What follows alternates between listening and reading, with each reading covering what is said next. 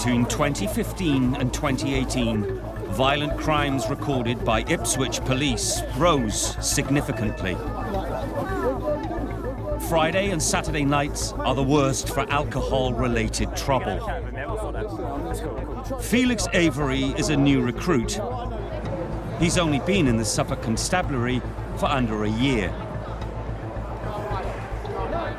Time to go, my friend, yeah? I can hear you swearing from over there. One more swear word, mate, and you're going to get yourself nicked. Under arrest, mate, front and disorder. Friday, Saturday nights in Ipswich, depending on the time of year, can be extremely busy. Mate, just walk. Just walk. It's not worth it, mate. Just walk, yeah? Do you understand why you've been arrested? Every day is different. You never know what, it sounds cliche, but you never know what's going to happen next. OK. Are there any vans there? No. Oh. Chelsea Harney works alongside Felix. A nighttime economy shift is definitely a different way of policing from when you're just going out normally responding to 999 calls. Yeah, it's just a way you've got to communicate with people a lot differently because a lot of the time they've been drinking, so their judgment isn't maybe up there as what it would be if they were sober. Their chief inspector is Simon Mills, who has been patrolling Suffolk for 17 years.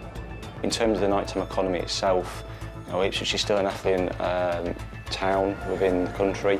We have quite a big mix in the town centre on the weekend.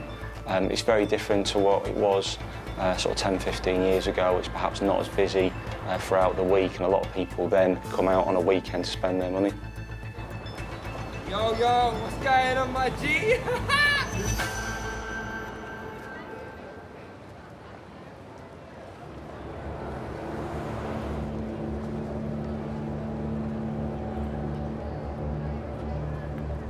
I'd only been out on response for maybe 3 or 4 weeks, so my 3rd or 4th week actually doing the job for proper after training. I was still with my tutor, so in my 10-week tutorship phase. I was definitely nervous.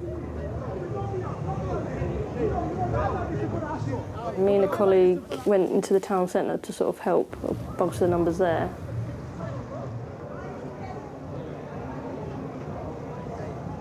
We got out of the car and there was a group of about 10 males, and the main male offender was there, and he had hold of another male's shirt. As usual, we just sort of go over there.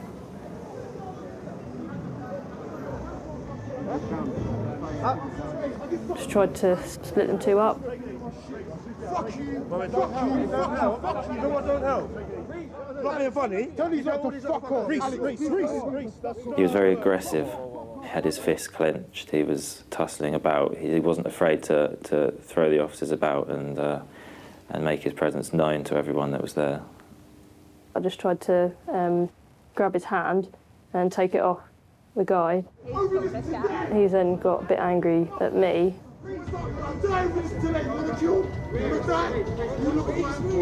Chelsea had tried to put the cuffs on, and like I say, he really didn't want those cuffs going on. He was throwing about every officer that went near him. There were maybe 5, 6, 7, 8 officers almost hanging off him, just trying to get him under control to stop him from hurting other people and himself. There were also a lot of people now gathering. It was causing quite a scene. They were trying to get involved, almost trying to help him as well. Listen, why don't you tell you There was one particular lad who was trying to get involved with the incident. I had to firmly tell him no, firmly tell him to leave, and physically hold him back from getting towards the other officers.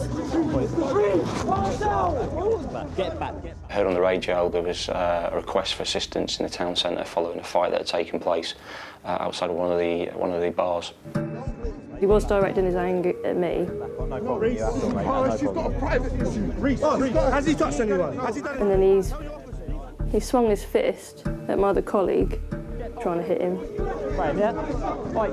Get back! Get down! And when he sort of swung, he missed and just landed in front of me. and then just pushed me.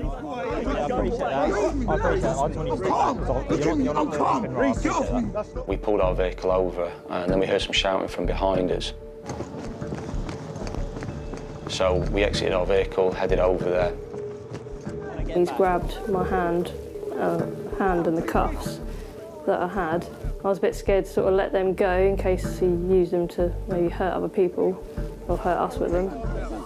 I would take them cuffs off. I would take them cuffs off. Do not try and cuff. I think at one point there was probably in excess of 8 officers who were trying to get this one man down to the ground, at the same time being very aware of what people were seeing, because it doesn't look good, 8 officers trying to deal with one individual. We're just sort of struggling with him, trying to sort of detain him because he was quite tall and strong. I think he did lift me off the air at one point.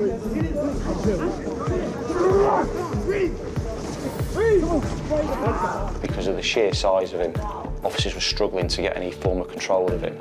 So I remember taking hold of the left arm with a view of trying to get him onto the ground. Officers sort of pulled his arm round to the back to handcuff him. My arm sort of went across his body, and then he's sort of leant over, and I didn't realise he was biting me at the time. Felt my arm go really tight. I sort of looked down and he's got hold of my arm, biting it. I think he lets go and bites it again. I just felt like this rush of pain to my arm. I had a look and there's a big old bite mark there. As he was going to the ground, I heard someone again shout, "He's trying to bite." And I could feel some teeth trying to cling onto my leg. Leave him alone! One fucking man! Hey, it's one guy! Relax! You walk away now! Relax! There were so many people in the area, it was important to keep members of the public back and give space to the officers that were hands-on and dealing with the situation. No, get back. Can you get back? Then he got sprayed with Parva. A colleague sprayed him.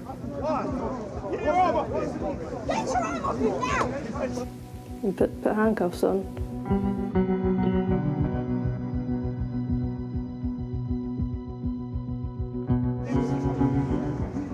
There was a colleague of mine, Andy, he got into an altercation behind where we were.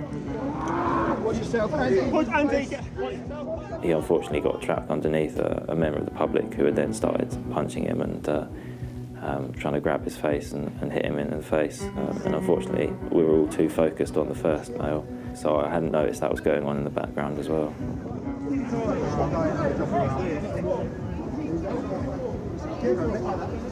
Honestly, I promise you, he'll walk away.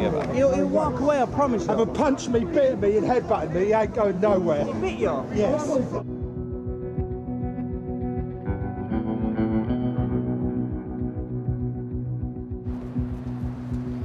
When someone is bitten, that's like the worrying part of has this person got any disease that could be passed on to you, because that would really affect your life, wouldn't it?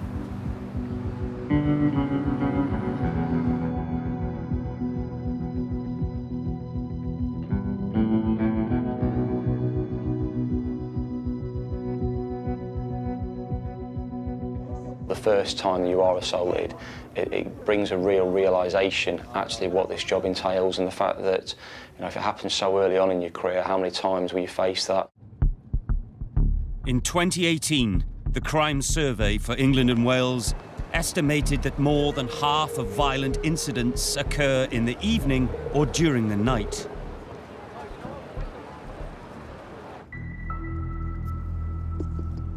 In Bedford, PC Atkins is now an undercover officer, but up until recently, he worked on foot patrol.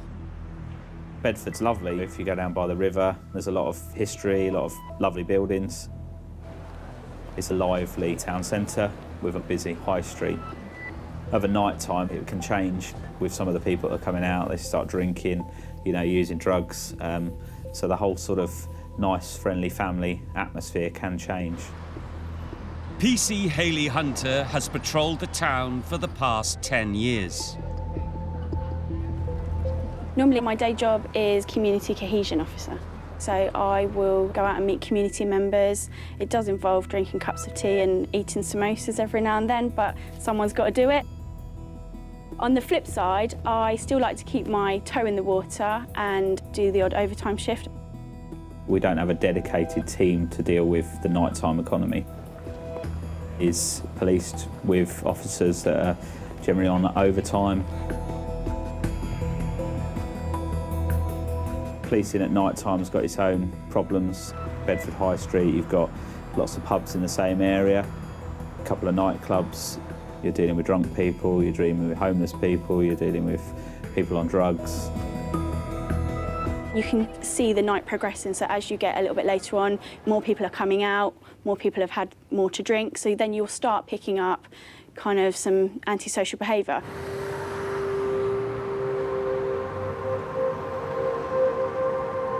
It's just a normal Saturday night, except for the fact that we didn't have a sergeant that evening, and I was the most experienced officer, so I kind of nominated myself to be the sergeant. I was driving one of the vans, and we parked the van up and all went off sort of on footbeat in pairs to deal with any incidents that occurred in the town centre. We were out patrolling to get what the kind of vibe was. We were stood outside a pub talking to the bouncers. All I can remember is the door swinging open, the thud of the door, and all of a sudden a chap came storming out, very aggressive. He started to walk up the high street and he was very agitated. He was picking rubbish up off the floor, and I can remember him throwing a bottle at what looked like a pretty new white BMW, and I thought, oh my goodness, they're going to stop and they're going to get out and there's going to be a fight here. That's what instantly went through my mind first. So I started to follow him, and I felt at this point we needed to kind of have a word with him and see what his issue was. The shift had been fairly quiet, apart from giving a little bit of advice for people they've had enough drink to go home. And I just heard Hayley talking on the radio about this individual that had been ejected from a nightclub, and she was going to go and speak to him. So I just headed in that direction. We turned onto Silver Street and finally caught up with him by a shop window. I think my first words to him were, "Have you quite finished?" Are you going to calm down now? You're going to calm down? Are you going to calm down? Yeah, I'm not. You can't be throwing the bottles and shit like that. I didn't. You did. We I watched you. didn't. I didn't. We watched you. Don't lie. You picked up a bottle of water outside Debenhams and you lobbed it away BMW. I didn't do nothing. That's what they all say. Okay, prove it. Sorry, I saw you. We both saw you. I could see that Hayley was trying to talk to him, but he wasn't really listening. He was trying to move away from her. Okay. He's been chucked out of the standard. Wait, I'm talking. It all kind of happened really quickly. He tried to push past me. 1 minute he pushed past her, the next minute he's throwing punches. Get down! I took a punch to the face. Get on the floor! Get on the floor! I don't think it mattered that I was wearing a uniform, that I was a woman. Get on the floor! We tried to get him to the ground. His arms were flailing out and I was struck to the face.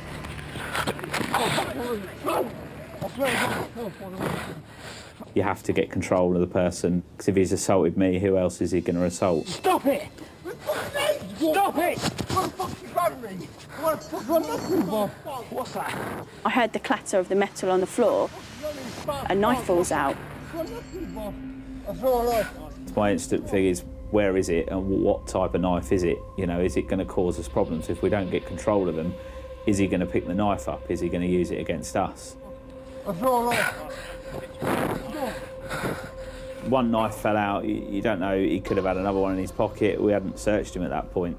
I look down and I see kind of a dinner knife, so it's not one of your pointy, stabby ones, but it's still a knife at the end of the day. And then I'm like, why does this guy feel the need that he's got to carry a knife? Treble 1 cat priority, please. Can I have the van to... I can remember calling up on the radio saying I need urgent assistance, and I had like a little mental block. I couldn't remember where I was. In a minute, I'm going to place you in handcuffs. If you kick off, you're going to get gassed. Do you understand that? The moment Hayley pressed her emergency button, I knew within a minute or two we were going to get some more officers there. Bring his hand hand out. Can't move it. Left hand, left. I'm trouble. Right. Can't move. Calm yourself down. Yeah. We pushed the knife out of the way. He's punched me in the face, so I think we'll have him for... You've got your cut. Bye-bye. So at this time, you're under arrest for assault, please. You want someone there to come and help you instantly, and there might have only been 30 seconds, but it feels like a lifetime. You know, when you're struggling with someone, it always feels so much longer than what it actually is. Do not have to say anything, mate. Hold your defence. Do not mention any questions of your own. Man. All right? Okay. No. We're going to put that arm, your other arm behind your back, okay? If you fuck around, you'll get gassed. Okay. It's only afterwards the adrenaline starts wearing off. Then you start playing things over in your mind. He had the knife. Could he have used that against us? You have that time to sit back and think, wow, what have I just been through? That could have ended very differently. You still with us, fella? Yeah. Okay. Any injuries? No. It wasn't until I got control of him and then stood up and Hayley said, "Oh, you're bleeding." I wasn't really aware of it because the adrenaline's going at the time, so I knew I'd been hit but didn't realise I was actually injured until after. You going? Oh, someone pick that knife up.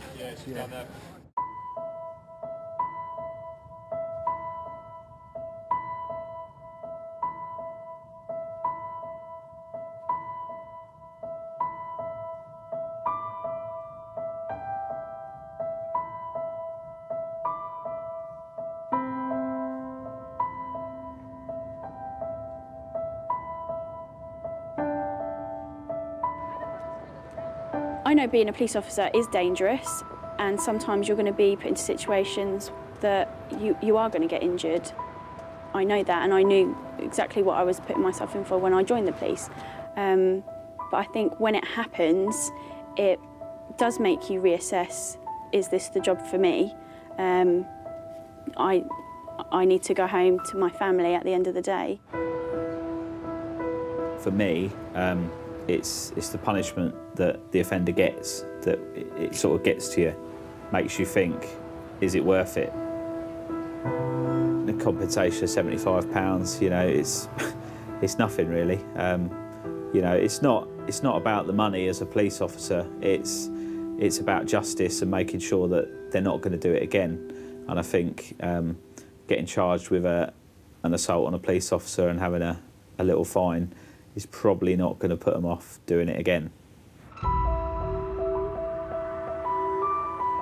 On average, in 2018, 71 police officers were assaulted every day.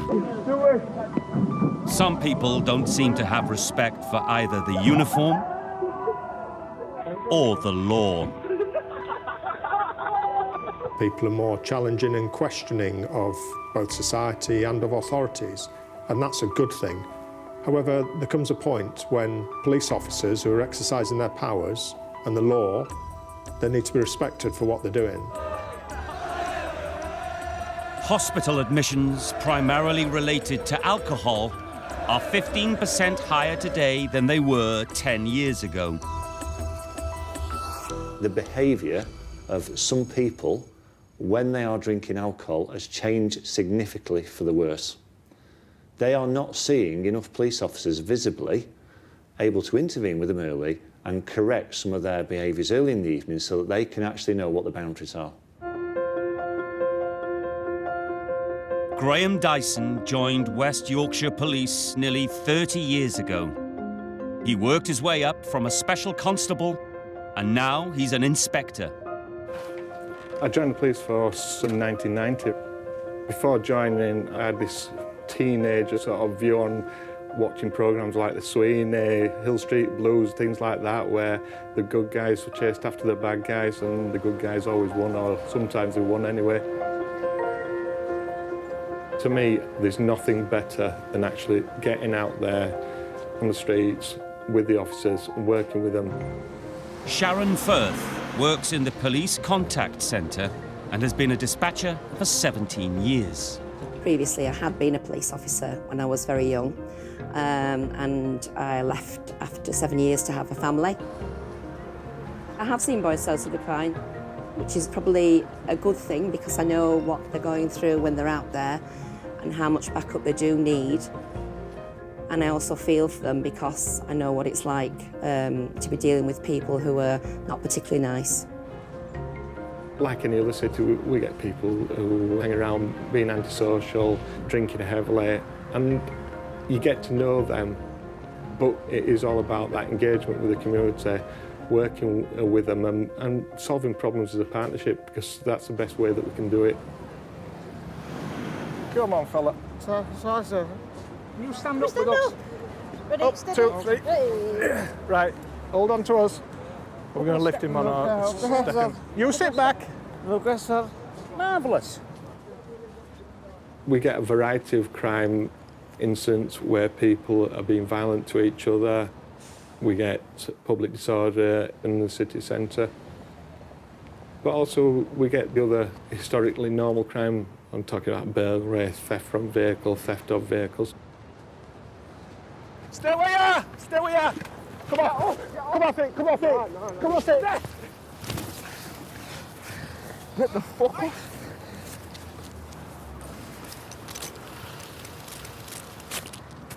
Get off, man. Civic 201, can I have assistance? Bridge Street, please.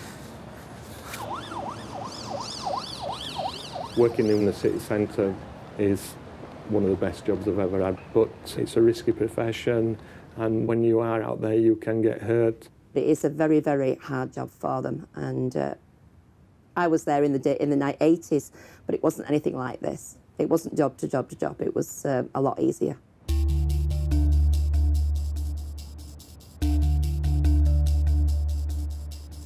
It was late into the evening, around about 1 o'clock, and normally at that point I'll go for a last 3/4 an hour, wander around the city centre, make sure everything's in place.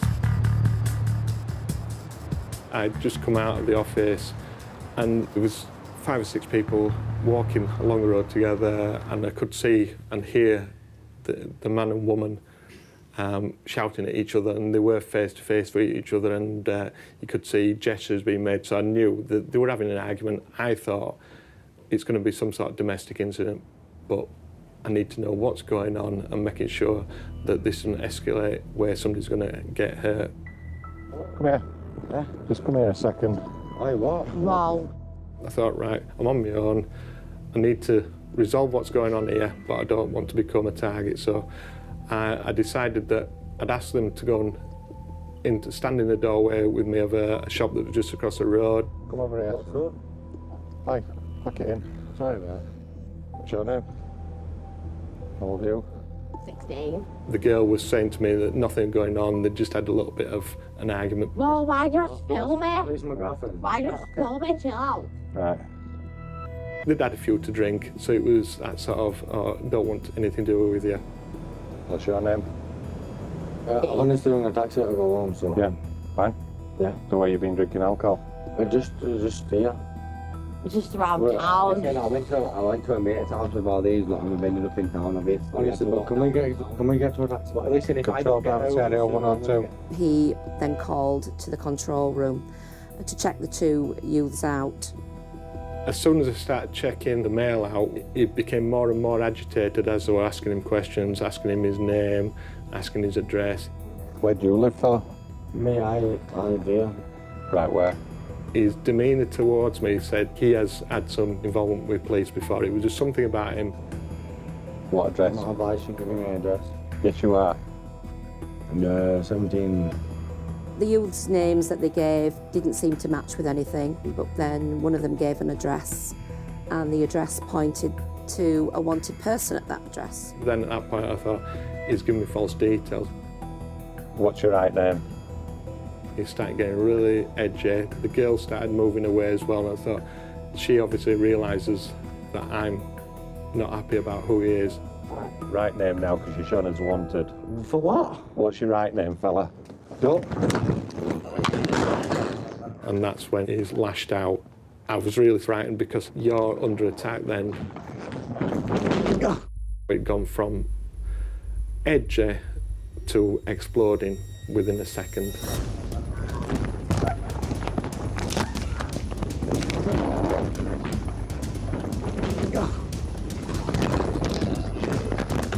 He was lashing out at me again, trying to break free from me. I was trying to press my code 0 button. We didn't know he'd been assaulted at that point. The CCTV camera, you couldn't see very well, it was dark. I'd landed on my back, the wind had been knocked out of me, I couldn't keep a grip of him.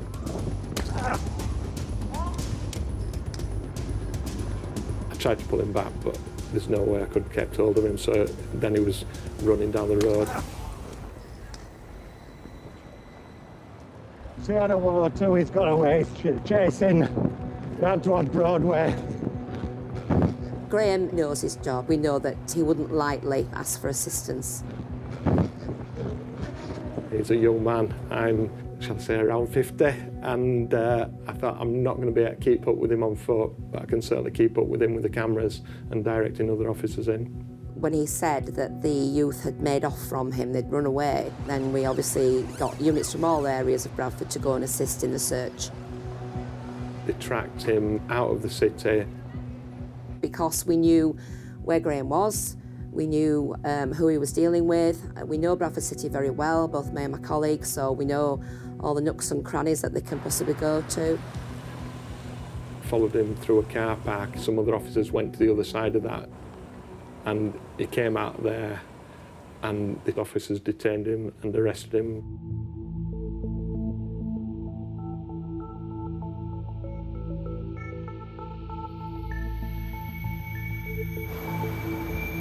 I remember the next shift because I thought straight away, I'm going to get myself back out. The first thing I did was go to the shop where it happened because I wanted to know why I'd come through that door so quickly. So I put myself back in the same place. I realised then why it happened because the door was open. But again, then that was me trying to rationalise things in my mind, what had happened, but also why things had gone as it did.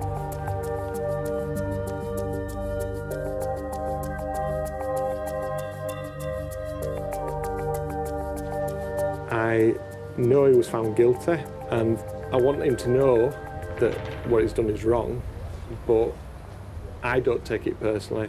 It's not me. It's not a personal thing. He's not assaulted Graham Dyson. He's assaulted a uniform.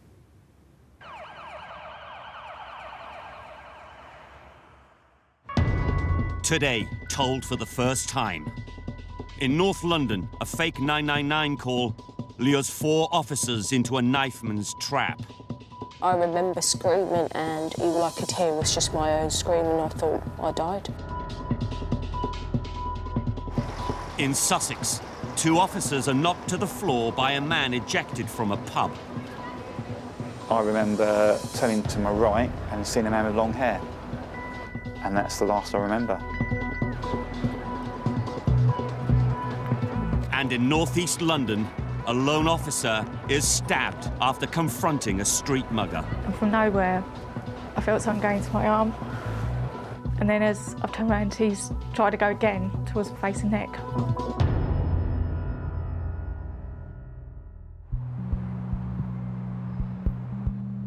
Frontline policing in England and Wales has been affected by a decline in officer numbers. And it's estimated that there are 16% fewer frontline officers now than in 2010. The pressures for frontline operational officers and staff are immense. British policing is still the best police service in the world, but day by day, year by year, the demands upon them, the complexity of crime, the nature of crime, violence towards police officers is changing. A fall in officer numbers has coincided with a 4-year rise in knife-related offences in England and Wales. Some constabularies saw a 6% increase just last year. Some people in society have got nothing but contempt for not only police but for anybody. And, you know, I've heard many people say that our current culture will say that life is cheap and, you know, people are getting stabbed over a pair of trainers.